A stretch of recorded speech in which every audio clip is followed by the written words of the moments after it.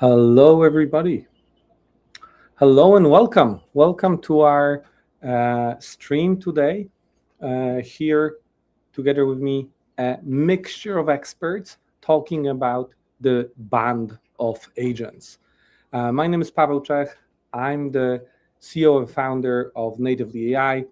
As you might know, us from running and operating LabLab AI, which is a community of developers and builders. We've spent, the last years here in LabLab promoting technologies to developers, making sure that we're always on the cutting edge of everything. So we've been bringing new models to market, new frameworks to market, and most recently, it's become very, very important to us that we introduce agents to the community. Today with me, we will have a mixture of experts from our partners, Band, AIML API, Featherless AI. They will say a few words about themselves, their companies, and you will have an opportunity to listen how the cutting edge companies in the world are thinking about agentic commerce, agent to agent communication, creating an environment in which multiple agents are interacting with each other, where AI is talking to another AI.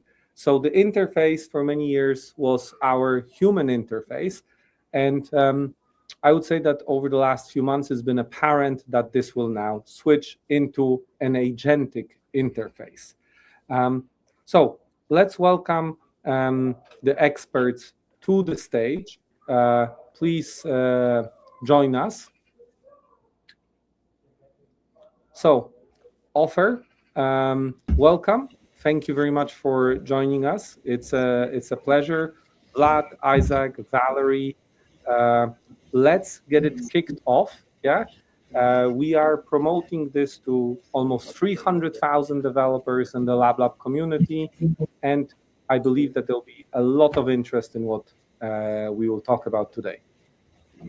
Thank you, Pavel. I'm really excited to be here. Hi, everyone. I'm Ofer from Band, and I'll be the moderator of this discussion today. I'm so excited to have these four individuals with me today, Vlad, Valerie, Isaac, and Pavel, too, to discuss this really important topic. Before we get started, I do want to have, Pavel, you introduce yourself. I wanted to let Vlad, Valerie, and Isaac give a little bit about their role and what they do, and we're very thankful for everybody supporting this hackathon. So, Vlad, do you want to get started? Yeah, thank you very much.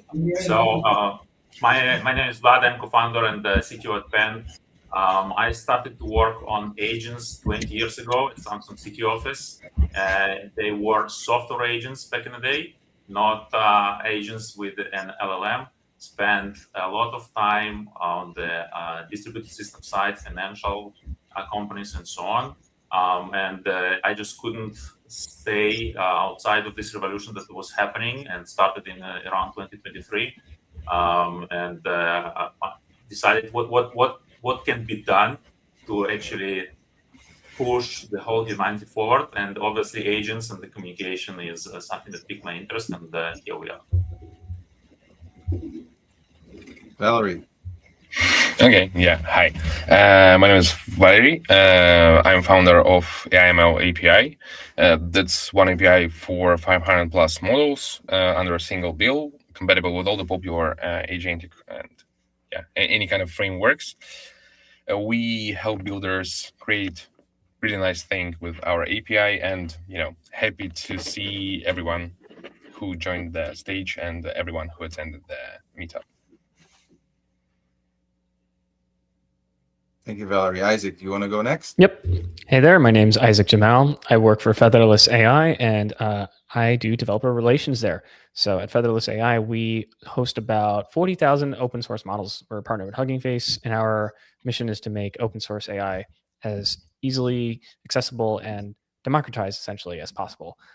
So we have a lot of people who are using our AIs for various coding tasks and difficult, really hard problems. So this is a topic of interest to us. Fantastic. Thank you all for the introductions. And Pavel, I think you're back with us here, so that's okay. We'll get started. So to start, I want to say, I've been also working on agents for the last 3 or 4 years, and with LMs even before that, and I've seen all the progression as a community across, the vendors and everybody in the ecosystem. I think the last 2 years have been really about making individual agents more capable with better LLMs, open source and commercial, better APIs, and better frameworks, and even individual companies who build their own agents. So we've seen a lot of progress in the agents themselves individually. And today, what I like to focus our conversation on is really what happens when agents need to work together with other agents. So far, we've worked with mostly humans initiating tasks for agents and getting a response back. But part of what we're doing with Band is this idea of agent-agent communication. So maybe to start off, tell me a little bit at a high level, what do you guys think are the most important agent-agent communication use cases and opportunities? What does that unlock for us? Maybe I'll start with Vlad. Yeah, thank you. So I think if we look at the last 2 years and where the agents are in terms of autonomy and ability to do tasks for us, we've made enormous progress. So right now, everyone who is doing coding is basically at the forefront of the revolution, and can see that agents can work basically all night doing stuff, doing tasks and so on and so forth. But it's still an individual agent, and what we want to unlock is the power of multiple agents working together. Because right now we have a lot of specialized agents who work on our behalf, and we are sort of, pasting messages and context across agents. So in terms of the use cases, every use case that is becoming more complex, it has to be handled by different agents, and this is where the communication part comes into play, to automate these workflows that we as humans do. And it starts with coding, right? Planners, reviewers, adversarial reviewer, etc. It moves to the financial markets, marketing, HR, and so on, where people right now interact across departments.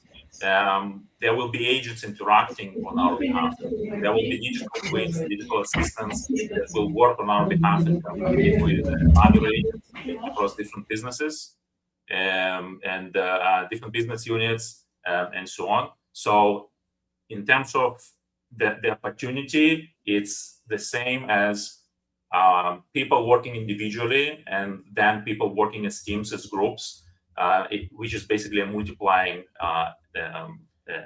impact on the business and the delivery.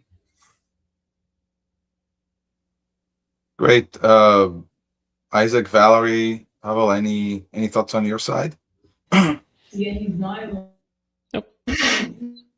I'll go. Yeah. I mean, for us, primarily coding is the main agentic platform where people are pushing boundaries the hardest, mainly because coding is, formal. It can be verifiable. It can be tested, and that's generally speaking what large language models are being trained and fine-tuned on, particularly these days. So the most accessible models to test with, like for these kinds of agent workloads, is coding. And the big one is, you tell a task, and can the AI come up with multiple agents, or can it talk to others, or do you have Codex or Claude? That's kind of what we've been seeing a demand for, is how to merge all of this into one unified workflow. And that's like an active area of study and experimentation. Yeah, that's a really good use case. I think we're seeing a lot of need for that as well. And one thing I would mention here is that also, Claude Code was very much in demand, still is for a lot of times. Then Codex is coming up as more, and now the open source models are becoming that. I'm curious, Valerie and Pavel, what are you seeing in terms of coding agents talking to each other? Yeah, sure. I can say a lot about that. We have completely rewired our internal development process using agents, and we use a huge chain of agents that one are orchestrating another, one are viewing the codes, one are building the codes, one are planning for the new features and so on. And we've seen a lot of that with our clients, and we've helped them integrate such workflows. So yeah, there's quite a huge surge in that, specifically in development right now, because development is always the frontier of all the technologies. So yeah, that are the things that we've seen the most. And obviously it will scale to other areas where it can be applied. Let's say to marketing, I've already seen several use cases which work great. Let's say one agent can scrape the Twitter and look for some specific trends or for some specific interesting data that can be then embedded into the posts. Other agents are reviewing all the reactions and seeing how the market goes, whether the post is great or not, and so on and so on and so on. So yeah, a lot of great stuff there. Yeah, I mean, I agree with everything that you guys mentioned. I think what we've seen is there's a huge subsidy happening in this market. Especially the coding agents are subsidized, 30x, 40x, right? So what the developer is seeing on the retail side of, $200 of token use is actually 30,000, 40,000 of actual cost that these companies are bearing, right? So the market is entering into this stage where the staggering inefficiency has to be curbed. Yeah, it has to be addressed. And Jensen, CEO of NVIDIA at GTC on stage, said that if you're paying your developer $300,000, $400,000 per year, and that's a top tier developer, he or she should be burning at least $400,000 per year, $500,000 per year per tokens, right? And that's a great way to think about it. If you have $500,000 worth of tokens to burn per one person every year, the reality that middle America, the middle market, MSPs, and even large corporates like Coca-Cola or Bain will not be able to get ROI from this amount of burn. And this brings us to agents in the market, right? Can you actually build an agent that matches the probabilistic nature of these models, right, that burn tokens, versus a deterministic framework that's coming from your organization internally, right? Can you match the power, the raw horsepower of these models with the ability of your organization to put in the right policy, the right framework, and the right types of agents that all need to speak to each other, right? So I think this is where the market is going. We're not there yet. We're still in the phase where it's fine to get a 30x subsidy on your token burn, but it's not going to be fine forever. Yeah, in some way, definitely. But I would just say that the models are becoming smarter and smarter, and let's say open white models are becoming much smarter than they were 1 year ago. And that really changes the things, because the curve, how the hardware is becoming much more powerful and much cheaper in some way, that will still affect that. So the things that may seem as really expensive right now would become really cheap in 5 or 6 years, let's say. And all these things would work pretty much fine, in my personal opinion. Yeah. I can speak on open source models because that's our specialty. We have been seeing a lot of, particularly with GLM 5.2, has managed to crush a bunch of benchmarks. And with Fable 5 kind of taking a step back, we are seeing a rise of open source slowly, like it keeps accelerating, which is quite exciting. And there has been, talks in the past of open source kind of continue to lag behind, but it's not. And this is really exciting because it'll allow people to have their own personalized workflows and their own personalized agentic workflows that they can trust, that they can have on their own hardware, that they can have to their own exact accord. And as the AI gets smarter and smarter, we can trust them to do more and more. And that unlocks a lot more capabilities, because that's often part of one of the big bottlenecks, Yeah, I agree with everyone that was said. So one thing to keep in mind is that the industry as a whole, we basically stumbled upon this transformer architecture, and then we stumbled upon the GPUs that were developed for games to train neural networks, and they were not actually optimized for either training or especially for inference. And more than 90% of hardware usage is actually not for training, it's for inference. So medium to long term, there will be a lot of optimization on the hardware side because it's a capitalism, right? It's a huge opportunity. Everyone wants a bite of this $500,000 that Jensen advocating to get, right? And the advancement is happening not only on the hardware side, specialized inference chips and so on, but also on the software side, because transformers are very not efficient in terms of the architecture.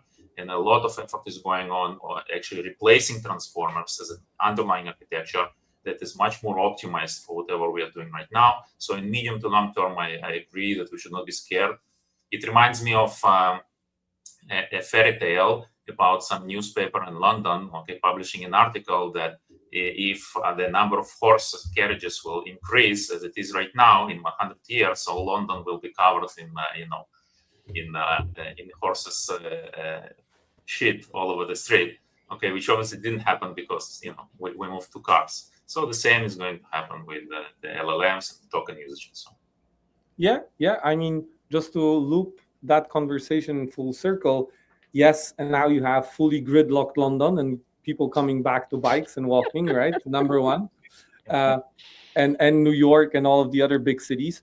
The question is, will there be enough for everybody to participate equally?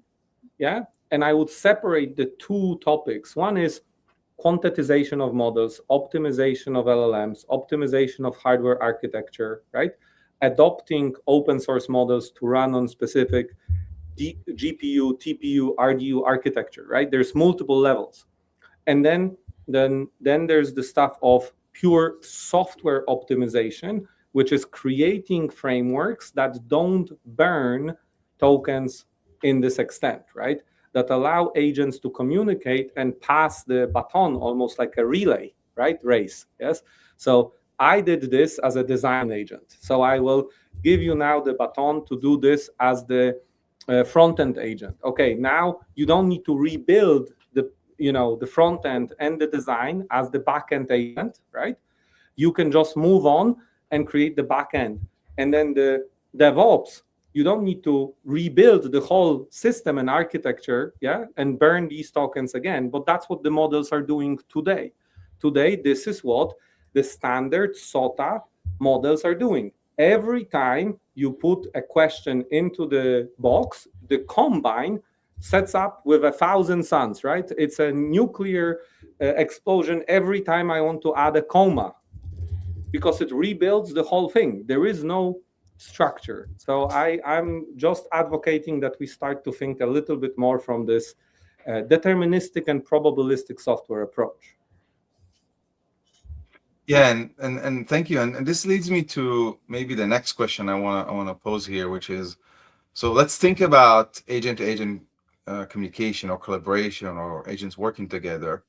And to your point, what are some of the maybe core capabilities that we need to have? So people talk about things like identity. I'll give you one example, but I'd like to hear what other people think. Like identity is becoming, we all have identities. We have our ID card, we have an email address, we have a phone number. How do we manage agents that have to collaborate with each other in regards of identity? And I'd like to open this question to other things, like what are the sort of the atomic capabilities that we need to develop to enable these non-deterministic entities to work at scale inside a company, between companies, etc. I would say that we should start with identities and some way to identify the agents between each other, so they will be able to understand that they are speaking to the right person or to the right agent in some cases, and also to add specific features to limit their capabilities to affect this or that parts of the product or of the data that other agent can tell them. Because the main problem, as always, would be them believing each other without any additional credentials or something like that. So I would definitely start with the IDs being in place. I mean, I can take it a little bit. I think, Ofer, you formulated an extremely good question, and we should post that question, and every day really try to find an answer to that question, because like I think the industry is not even formulating the right questions right now, and that was one of the best, one of the best questions I've heard. And when you start to ask the right questions, then you can kind of go down functionality. So identity, for sure, Valerie kind of described it very well. I also think once you have identity sorted, then you can think about proof of origination, like creating a watermark on reality, I think is a big question mark. Where did this workflow actually originate? Meaning, did it originate on a GPU that is based in America or in the European Union? Who was the owner of this GPU? Was the owner of the GPU an American citizen, or was it a European Union citizen or a Chinese citizen, right? And was this GPU in the rack next to a Chinese-owned GPU? Did the data stream go through a Linux server that has a mixture of ownership from different nationalities and entities, right? So I think that's a fascinating topic for me that I don't have good answers yet for. I can offer my 2 cents. So again, I agree with everything that was said. Obviously, see things like identity and memory and the permissions and etc. It's very, very important, but it's very important for us, for humans. Okay, so the question I usually ask myself is, my ICP is not a human. My ICP is an agent. What is important for an agent to be able to communicate and collaborate with other agents and even maybe with other humans, right? And my 2 cents is that ease of onboarding, okay?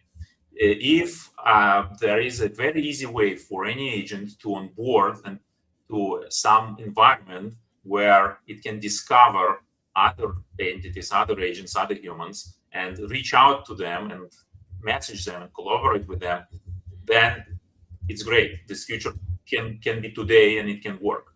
But if in order for me to, as an agent, to connect, I need to set up a WhatsApp business account, or I need to configure Discord to allow bot-to-bot communication, okay? And as an agent, I cannot do it. I need to reach out to a human who can do it for me. If I need to deploy an MCP server, okay, and so on and so forth, then it becomes an obstacle. It's an obstacle for humans to be able to connect agents so they can collaborate. And obviously, as a human, you don't want to spend days and weeks tuning and deploying stuff and configuring. You want to point your agent to some environment and say, this is where friends are, okay, be it other agents and humans, and go and collaborate and etc. So the moment we can bridge this onboarding and make it as frictionless as possible, as easy as possible for the agents, all the rest will follow, right? All the rest as the dominoes will fall in place, all of it, like identity and memory and shared state and so on, because then you are this abstraction layer that is not technical. It's not like IPs and ports and URLs and pub subtopics and all of that stuff. So ease of onboarding, I believe this is like a core thing that we're trying to tackle here at Band. Yeah. To kind of go slightly in the different direction of that, at least in my experience, getting AIs to communicate with AIs and all the things that entail with that. One of the biggest issues is permissions and security, because the AIs are really good. I don't know if you've ever used AI to decompile things for fun. I actually have like a Flipper Zero behind my laptop because I've been playing around with like NFC cards and all that, and decompiling old C games. It's a hobby. They're really good at breaking out of sandboxes. And I don't know if because you had mentioned making things really, really easy and accessible. Well, the easiest way is to just give it sudo, but we don't want to do that, right? So being able to find the right balance is actually a really tricky, difficult detail, because they're programmed to be helpful almost to a fault, which is to figure out and solve a problem. And if they can't find a way, they can go around it. I don't know if you remember, a couple weeks ago, there was a viral tweet where a user found out that Codex managed to invoke a sudo command without having sudo, because Docker technically in his particular instance runs on root, and was able to invoke Docker. So these are things that we have to really talk about and address, because they could become catastrophic if we're not careful. So I want to like flag the permissions, because we talk about it, we brushed it, but I think it's really critical for this kind of for this paradigm that we're bringing upon each other, right? Because with one AI it's easy, right? But when you start adding more, like you have like an inverted pendulum. It starts to get chaotic. Yeah, and actually, just to expand on it, completely agree with what was said. So what you mentioned is permissions and etc. for an agent to being able to do stuff and get out of the sandbox. But the moment agents start to communicate, you also need that kind of stuff to sit between agents being able to communicate, so they cannot propagate adversarial intent through other agents on the network. So you need an additional level of controls that sit on top of the interaction layer and can stop agents reaching out to other agents that they are not allowed to reach out. So my Codex shall not be able to reach out to an agent within accounting to ask for a salary of our CEO. Right? So this is something that, in addition to securing the sandbox where the agent runs, you need also to secure the interaction and collaboration plane as well. Yeah, absolutely. I think even Pavel have mentioned that having some kind of watermark that always shows that this exact person is not a person, it's an agent, that would really work, and that would really help, because the models are becoming much more advanced, and at some point you won't be able to distinguish the person from the agent when you're interacting with it. You already can't in some use cases. Yeah, and that would be even more of a problem when things scale and we have thousands of agents doing stuff in top speed 24/7, right? And so I think, of course, there's a huge amount of opportunity for really, really good things happening there, but we gotta make sure that the guardrails around identity and security are implemented as part of this this world that is coming up really fast. So I want to ask, maybe for the benefit of viewers who are listening to us all here, one of the questions I see all the time around agent-to-agent collaboration is, there's a question is like, shouldn't I do it with MCP? Can I do it with A2A? So I wonder if you guys have thoughts or guidance for our users, like, what are these protocols? How is it different than other approaches? How do we deal with this evolving field, and what's the right way to do agent-to-agent communication? So I'll try and pitch in here. So I think in overall there is about 16, maybe even more protocols for agent-to-agent communication specifically. Some of them, from the crypto side, where they have like an identity cryptographically validated and on the blockchain and so on. Some are more widespread, like A2A. These are all valid approaches. Specifically, MCP, by the way, is between an agent and a system. This is not for the agent-to-agent communication, but people have been piggybacking on that and invoking agent as tools, right? Basically, stateless calls. But my 2 cents is that it's too low level for a true agent-to-agent communication and collaboration. It requires too much plumbing on the side of humans, maintaining this, connecting systems, all this, for instance, agent as tools from MCP. This is REST API calls that cannot be async without quite a lot of effort on the engineering side. So A2A, MCP, all of that, it's like a TCP IP stack, right? So if you truly want to build a microservices distributed system where each microservice is non-deterministic, this is what we're talking about here, right? Remote agents. You cannot work at the level of IP and port and TCP stack. In a world before AI, you probably would use publisher, subscriber, topics, and etc. that hide this abstraction of the network details from the application developer. And for agents, it's the same, right? So we're at that stage where we're like discovering all this, inventing all these different protocols based on whatever we know, but the abstraction layer for true collaboration has to be a bit higher and hide these kind of complexities, because otherwise you get a monstrosity, okay, of interconnectivity within 5 MCP servers and the A2A and ACP and so on and so forth. You need to manually maintain, and you don't want to be in that place. Yeah, I mean, if I can chime in here, is Vlad, you said, I think very insightfully, that we're trying to solve problems from the perspective of humans. Yeah. So for whatever reason, we're trying to say, okay, can I replicate this if I want to go in and check how did they, communicate? What was the process? Can I have a record? Can I have a proof point that this communication happened? Yeah, that a sub-send transaction happened, or that my agent bought a slice of pizza, or insurance for my kids, right? And that's kind of the level we are discussing. And the question is, should we chuck all of this out and just say, okay, all of this is going to be AI native development from now on? So the way that agents communicate will be determined by the way that agents want to communicate. We will give that task to an LLM, put it in a framework, in a guardrail, and say, oh, figure it out. Well, at some extent, we for sure, okay, we'll be in that place, because quite a lot of that kind of knowledge, what can be done, what cannot be done, is being baked into the model itself. So, for instance, a year and a half ago, when we were just starting, AI like LLMs talking to each other would do infinite loops constantly, right, without an ability to stop. Right now, they understand that they're in infinite loop and they can't stop without you putting hooks and etc. So as models are getting more and more advanced, we will lean more and more into the models. And I would like to make even a prediction saying that right now, when models are being trained, they're trained to follow instructions and answer questions, right? This is what we're usually doing.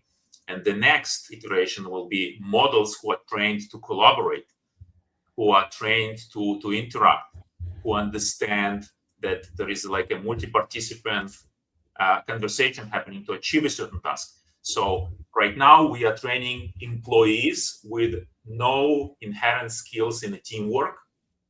Okay, and the next iteration of models, okay, in the very near future, will be trained with this internal ability to actually collaborate. It will be baked within the model, and we will learn to trust it more, okay, as we go forward. Agreed. All right. So thank you for that. I think we're going to try to move on to one other topic, and I think there's also some questions that are posted on the comment side. So for those viewing, if you have other questions you want to post, please do, because we'll leave some time for questions from the audience. We can try to fit that in. So I think one of the things I wanted to ask, and was kind of hinted to a little bit in many of your comments, is around kind of trust boundaries, meaning how do we make agents trust other agents, right? With humans, we have a mechanism that has been developed for thousands of years, right, where we trust or not trust a fellow human being by maybe talking to this person, learning about them, having really interesting conversations about them, asking other people about them. How do we do this with agents? If I'm an agent coming from company A and I want to collaborate with agent from company B, how do we kind of codify that? And there's just two agents. Imagine you have hundreds of them that have to collaborate. So I would love to hear some thoughts about that problem, if you have anything to share. Sure. As I already mentioned, I believe that that's all about identification. Maybe you can use, I don't know, zero knowledge proofs or something like that to identify agents between two companies, or use some other way to identify them without exposing any secret data on one hand. And also I believe that's about giving agents much less ways to interact than you may expect from a generalistic approach that you have right now with any agents, that each agent can do mostly anything. You can, give any kind of task to him and he will work on it. However, it would be much more applicable if all the agents would be scoped to work only on a narrow amount of tasks and would be identified as an agent from company A that can do specific stuff. Something like that. I believe that's what we'll see in the future. And you would be able to understand from his identity which category he falls in and which company he comes from, let's say where his inference is based, and so on, so on, so on. Yeah, that sounds great. I think one of the most interesting rises in development with regards to AI is that the AIs have gotten good enough to do things so that we build scaffolds for them and then they eventually kind of break free off of them. So, if you remember like a couple years ago, the biggest thing was like, oh man, we're going to get the models to output JSON, right? Like that was a huge deal for ages. And we had all these workarounds and then they eventually just got good enough to do it. So in my head, the way I see this is that we're just going to use all the existing hardened, very well-known, documented APIs, REST APIs. I mean, MCP is obviously up there. Could be used for agent to agent, because like easier to get an MCP query than to do a Postgres query, right? You wouldn't want to give it your AI full prod access, right? So I think, I think we're gonna basically find that the easiest way to get this kind of cross communication is just going to be the standards that we are using for our own computers. Could be some sort of new IPv6 that like some sort of it's like we can just make a UUID and then that's like the agent's ID and we don't have to think about it too hard because they're so good at interacting with the world that we've created and we're building them to interact with the world that we've created, right? So I'm very bullish on like not having to reinvent the wheel for that particular. I mean, obviously the interaction will be complicated, but the underlying methods will be familiar. That's how I see it.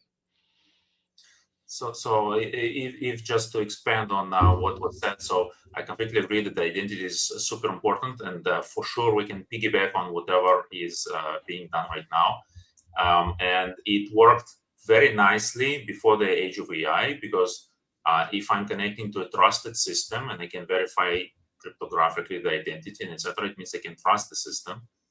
But when agents are connecting, I can trust that this agent is from a certain environment for sure, but can I trust the input-output of this agent that it generates, right? So because this agent is right now communicating with other agent, and by communication, I don't mean calling a REST API, let's say, with a fixed key value schema, right? Because this is easy, but actually sending a message and invoking, let's say, other agent. And we as humans, we have some constraints, right? So we know how to behave within an organization because we don't want to be fired. We need to, bring a check and feed the family and have kids and so on. And this is like unwritten rules of how we operate. Agents have nothing like that, right? So they have no problem saying, yeah, we will do X, and then, changing, not the opinion, but the output, right?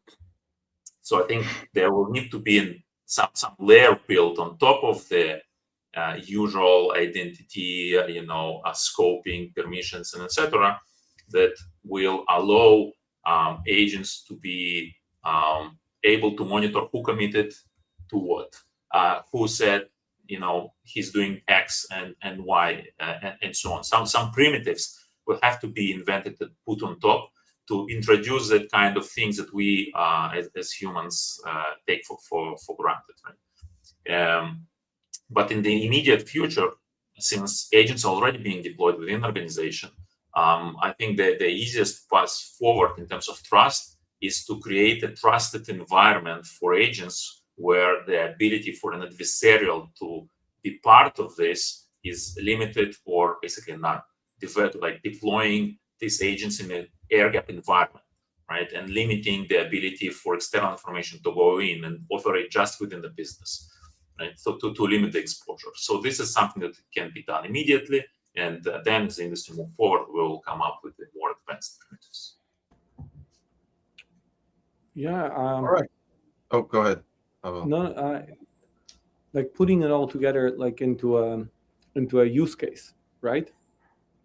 And thinking about, again, how I would like my agent to interact in the market to get me the best insurance, the best slice of pizza, the best bicycle, right? And you do that from the perspective of the agent needing to act in the interest of the owner. So you have to move towards something that I believe will be called intent-driven systems, right? So the agents cannot just stop or continue. They have to understand intent, and that intent might require a bigger, agent or a bigger AI, and then multiple small ones that handle very specific tasks. Yeah. So that swarm approach, that communication approach, is then okay. My 100 agents versus the insurance company 100 agents, right? Because the insurance company doesn't, and then it becomes who has the biggest agent, yeah, and who has the most, yeah, specialized capability. And then obviously everybody will offer to you as an individual or a company, hey, just use my agent. I have the best insurance agents, but they actually are the insurance company. So are they really acting in your interest, right? So I think the policy and the intent will be equally important. That you know 100% that the AI that you're interacting with has your best policy in mind and your best intent in mind. Yeah. And when it communicates with others, it communicates in that scope, I would say, right? So and that originates from identity and proof of origination and the data exposure and all of that.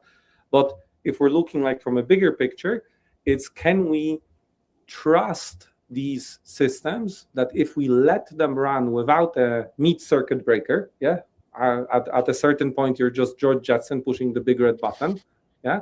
So what if I don't want to push the button anymore? Because today what we are discussing is, hey, there has to be a guy or a girl or somebody that pushes the big red button.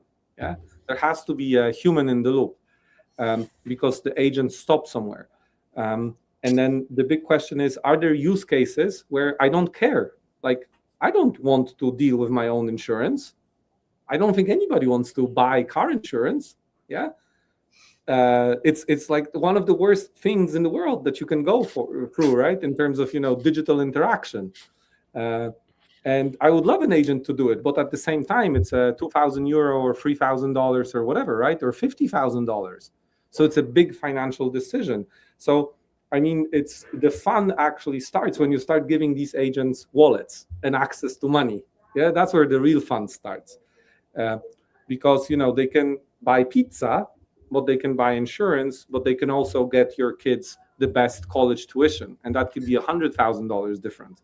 Or your medical insurance, which could be the difference between you paying $1 million out of pocket when you get sick or having full insurance, right? So these are like, I'm wondering, how do you think about these use cases? Where is the point where the George Jetson has to be there and push the button? Is it a value amount? Is it anything about $50? Yeah. Is it about ordering the cheapest parts for your door on the airplane? Right? Remember, the AI will always optimize. It will go to the cheapest bidder. Do we want the cheapest bolts and the cheapest rubber on the airplane door? So, well, I think he needs to learn your intent is not the only thing here. I think, Pavel, it's intent and sort of like stuff that we don't think about in our brains, what we do in our daily behavior. Correct. Which is, that's right. Get me the cheapest restaurant, and then it's some restaurant I don't want to eat in. So when I see it, I know, right? There's a lot of optimization that happens like that. So this is a paperclip problem, Yeah.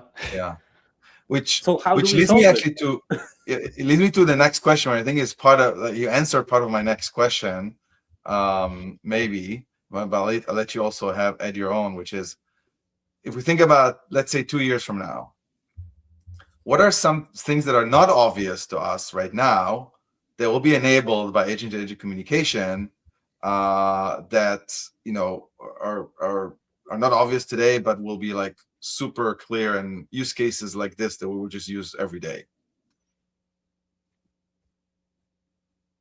Maybe it's the thing that Pavel has already mentioned, that trust would be much more important thing than just raw capability, because the models are already capable, but you cannot really trust them in some specific use cases. You cannot be 100% sure that they're acting in a proper way, the way that you initially intended them to work in.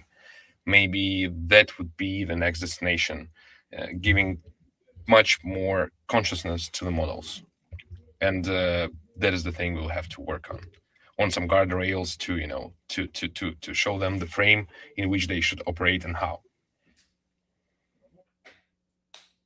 If I have to pitch in and try and jump ahead 2 years from now and think what is something that we are not even imagining right now that will be enabled / different and so on. I think what will be for sure different is how we interact with systems. And I'll just give an example. I think we can already all know that IDE for the coding is dead. Okay, quite a lot of people moved actually to the terminal using Codex, using Claude, and etc. I would proclaim that terminal is a short-term interface. It's not going to survive long into the future, and there will be a different way for us to engage with these multiple agents, swarm of agents that do work on our behalf, because it cannot be through chat. They talk too fast, right? You cannot follow. It cannot be through some kind of Claude co-work or whatever, okay? Because again, it's chat, and there is like a line on the left, like 5 agents are doing stuff on your behalf, doing some stuff. Like, how do you understand at what stage they are? What systems are they touching? What is happening, right? And we as human beings, we do not have 1 million tokens multiplied by 5. Okay, we cannot consume that information. It's like drinking from Firefox, right? So that kind of stuff that agents are doing has to be squeezed somehow for us humans to be able to perceive and understand. It's like thinking of, if you like science fiction, it's like thinking of 3, 5, 6, 8-dimensional beings, okay, doing stuff, and how do you project it to our 3 dimensions, right? So the same stuff, okay. So it means that we still need to invent it, but our way to interact with that agentic swarm is going to be completely different. Yeah, I think it's, sorry, Isaac. Yeah. I mean, yeah, it's a fascinating question. What's the interaction interface between humans and machines, right? And the answer might be, a socket in your brain, right? And we're not very far away from that. Also, when you think about how transformers work, they might actually not be the end game of all AI models. They might not be the final boss, right? So transformers work in predicting, they're very fast, but they're still linear in a way, right? They're not fractal. Yeah. So what if we come with fractal models and they become a multiplayer? So it's 100 people interacting with 100 fractal models, all running, agents. And then it becomes very sci-fi, because you don't really need an interface, right? You just need the result. So you just need the outcome. Yeah, you don't really care how it happens inside. And I think today also a lot of people stopped asking the question, what happens with the hallucination? Where does it go? Does it magically disappear? No, we just decided that it's good enough, and we will accept the error rate, right? We just accepted the error rate in everything. Yeah. At least for some use cases. But I mean, what about finance and healthcare? Yeah. We haven't accepted it. That's why there's no large-scale adoption yet. That's why we don't see the ROI fully, right? Because we still, are struggling to find it. So I think also a mixture of agents is a great way to reach consensus. I think community notes is a great example of how you don't really care about the opinion of the 10,000 people that gave you the community note, but the community note is, 2 sentences, you read it, you have the information. Very similar to how I think about agents communicating, right? You don't really know or need to know. I mean, if you have an audit, you need the trail. You need to be able to verify everything, right? You need to be able to show the records to the financial controller or the client, yeah, if they want it. But in reality, you don't need to have that interface or that information. So that's how I see it. Like I would love to see 1,000 agents reach a consensus and tell me, with this error rate, I would still like to be informed about the error rate. Yeah, we think that this is the outcome, and that's maybe the way that we don't get the cheapest nuts and bolts on the airplane. Yeah, this is all great. With regards to hallucinations, I think that's just an inherent property of models because they are, stochastic. That's just part of the package that you get when you use an LLM. And so we can just minimize, but the long tail of 9s just continues. We've found amazing ways to work with it. And of course, as capabilities increase, and right, they don't have issues with JSON anymore. To kind of say specifically with regards to 2 years, I think what we will find is we will find very non-obvious ways to hide a lot of the complexity under the rug, in the sense that you will be able to talk to an LLM or your provider or whatever through a chat interface or a voice or through a terminal. And it will be able to spawn more. It'll have this orchestrated layer, but we will have created a much more natural way that is easy for people to understand, and people might not even know that's what's going on behind the scenes. In the same way, an operating system has threads and has an enormous amount of complexity going on behind the scenes that serves the user ultimately, right? That's what we want to do, no matter what. But they don't have to think about it. And this will be a whole new way of doing things, but we will find these new ways to make it clear and obvious, and in the same way that you can get your grandma to talk to ChatGPT and she can understand what it is. If she won't even need to know what the word agent is, and we will still have the infrastructure and the ability to have these agents to talk to each other and communicate. I think that'll be very exciting, and that's probably what we'll see in a couple of years. Absolutely. And when you divide any big task into a lot of small tasks, the amount of hallucination that you'll have becomes reasonably low. And you can work with that, in my personal opinion. And the cheaper the inference becomes, the more small agents you will be able to spawn to check the results of the previous agents, and so on and so on and so on. So the system and the amount of the mistakes it would make would be quite nice and quite bearable. Not higher than average human would produce. Great. This, by the way, this conversation about interfacing with humans reminds me of a conference that still exists today called, some of you may know, called ACM-CHI, which is Computer Human Interface.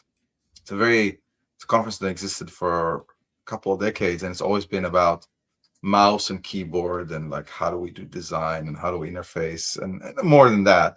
But now I think I would expect it quickly migrates into how humans and agents need to interface in the context of what we just discussed now.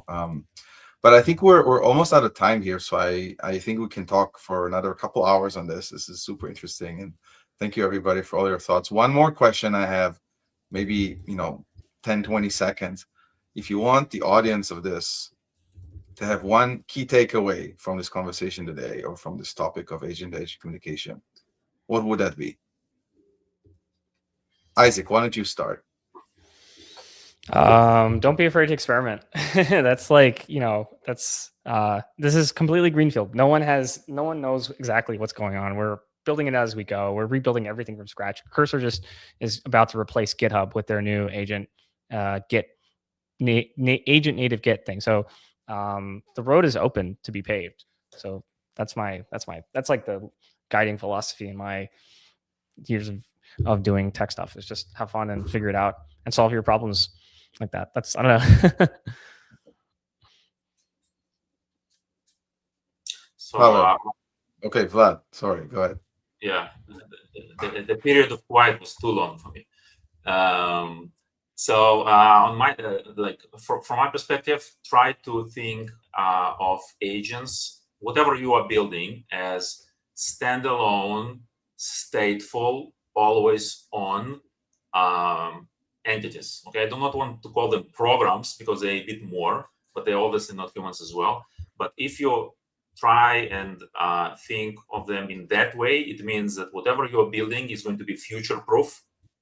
It means it will be able to interact with other agents coming from other businesses or from other users, and you can ride the wave. Do not try and build, deterministic graph agents and etc. unless you really have to do that. Okay, I assume that the models will be much better and treat agents as stateful, standalone, autonomous, always on. Yeah. I think just be AI native, right? So try to think from the perspective of how AI would solve it. Yeah, don't design for humans. Don't design your systems for humans, right? Build for speed and build for verification. So build everything that, as I said, in a way that provides a watermark on reality, and just think in a way that the phone is going away, the app interface is going away, the web browser interface is going away. All of this is just going to be fully not interesting for the AIs. And I think when humans are able to step away from this type of interface, we will leave it behind and we will not look at it again. It will be like the horse in New York, It's like that's why there will be no more horses. There will be no more of these interface interactions through a computer, a keyboard, a phone. The screen may not even be necessary. Maybe it's just your glasses or your watch or whatever it is, and it's going to happen very quickly. Like it's going to happen like the same speed as the horse, the same speed as a shovel versus a tractor, or a shiv versus a combine.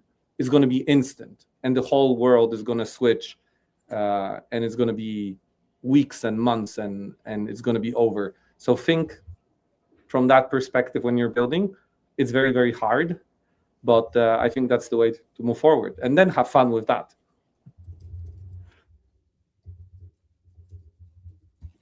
Yeah, I would absolutely agree. Build everything in the first place for agents, and you'd be fine. Thank you, guys. So I think we're out of time. First of all, thank you so much, everybody, for a great panel discussion. I personally really enjoyed it, and I want to thank you again for coming and spending time here with our audience. I know we're in the middle of a very competitive hackathon going on right now. It started last Friday and is finishing this coming Friday. I saw a couple of questions here about the hackathon. I would ask if you please ask those questions in the Discord server. That's the right place to get those answered. And again, can't wait to see what people are building this week and seeing all the results. A big thank you again for Pavel and the whole LabLab team for supporting and enabling the hackathon, for MLAPI and Federalist for being our co-sponsors here with. And we really, I'm very excited to see what use cases, what things people build with Band and agent-to-agent collaboration. Thank you so much. Thank you. Thanks for having us. Thanks for Thank you, having guys. us. It was a pleasure. And I'll see everybody at the hackathon, and looking forward to the amazing stuff you're going to build.